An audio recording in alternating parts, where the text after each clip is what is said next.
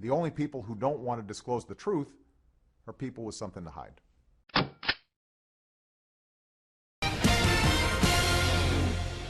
Big question in D.C. Who is going to be the Republican vice presidential nominee? And there's a new entry in the GOP Veep stakes now that Rick Santorum has suspended his presidential campaign.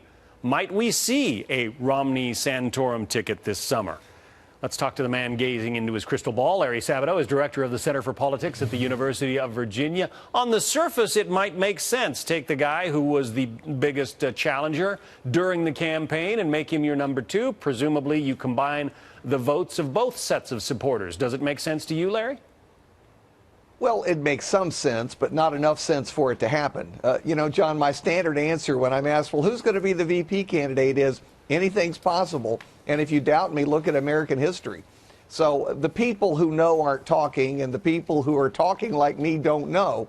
The reason I think Santorum probably won't be on the ticket is that, first of all, he can't bring Pennsylvania. I think it's highly unlikely that he would be able to give Romney Pennsylvania. He lost his Senate seat in 2006 by 17 percentage points.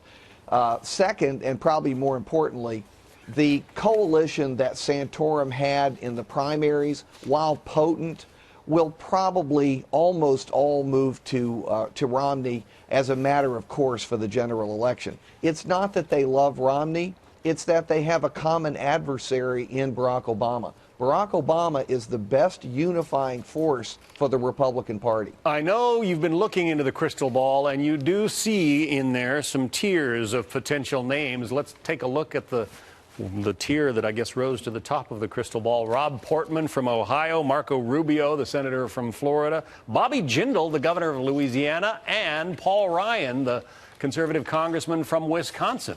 You think that those all... Yes, we're watching all four of them carefully. We've actually got 23 potential candidates on our list in 4 different tiers on the crystal ball. And by the way, John, you'll be interested in this. We have been inundated today with emails and tweets of people commenting on these candidates and suggesting others. People are all over the lot on the vice presidential nominee. Jenna Lee is on Twitter so who a lot. knows who it will end up being. Has but Jenna I think Lee these 4 top-tier candidates have a lot to offer Romney, a lot to offer him in terms of electoral votes and also demographic groups, and I think you can make a very good argument that they're qualified for the job. I just wondered if Jenna Lee has submitted her own name as a potential vice presidential candidate. But well, we'd put her on there. She's going to be our 24th. I'm going to put her on Thank there. you. Thank you very much, Larry.